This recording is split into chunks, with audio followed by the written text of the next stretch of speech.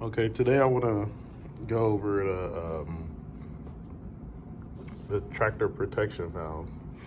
So, the role of the tractor protection valve is going to be to protect the tractor's air supply in case of a breakaway from the trailer from the tractor.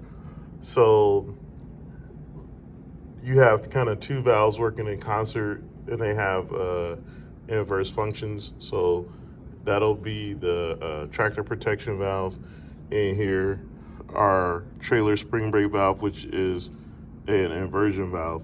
But we won't cover that today, because when we cover inversion valves, we're going to need to talk about a couple different ways that you may see them on trucks, whether it be a trailer setup or a truck with a box on it. So we'll cover this valve in a separate video. But let's go back to our tractor protection valve. So our tractor protection valves receives all pertinent air information from the from the tractor, and then transfers it to the trailer. It monitors both the drive and steer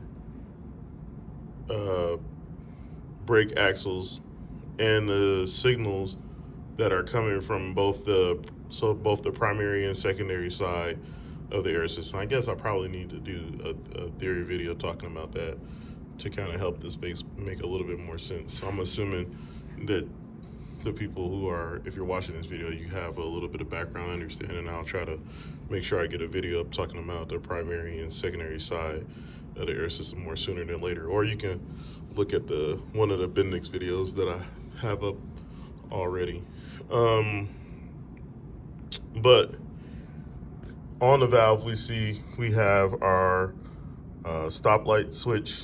So our switch that controls our stoplights, and it's going to be plumbed into the trailer handbrake valve. So something like a TC7 valve. So looking right here.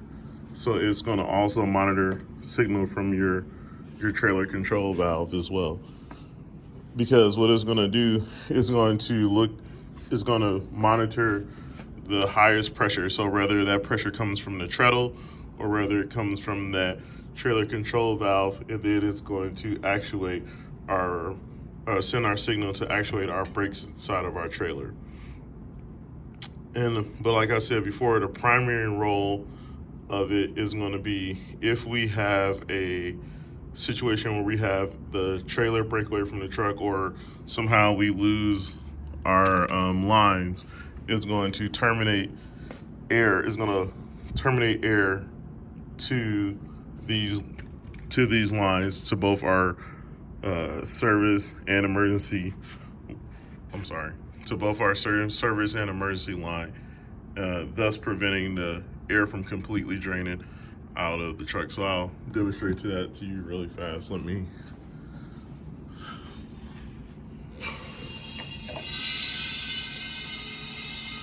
here I'm gonna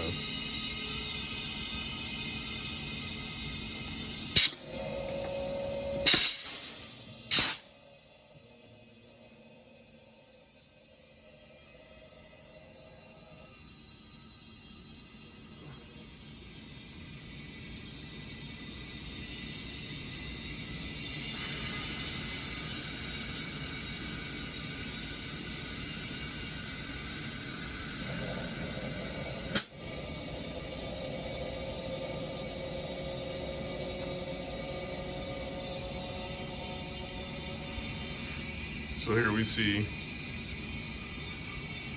our air system is about charged, and the brakes are released on both the trailer. So this board represents the trailer, and this board represents our drive axles on our truck.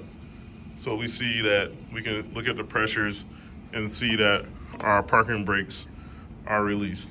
So now I'm going to, and we can look here at our air pressures. So we see about around 125 psi present inside of both of our tanks. So now I'm going to simulate a breakaway condition. So I'm going to take our service side off, and then I'm going to take the emergency side off. Just going to take a little bit of effort.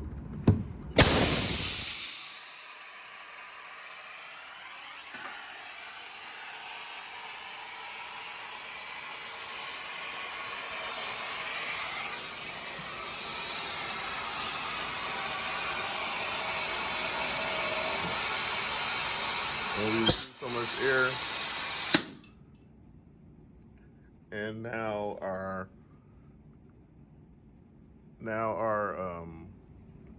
tractor protection valve has sent a signal back to our pull push valve and told it to go to the set position, thus terminating air supply to the trailer. So we notice again that we went down to about, what was that, about 70, 80 PSI in our tanks. However, when we go over here and look at our trailer supply tanks, we notice that we didn't lose hardly any air at all.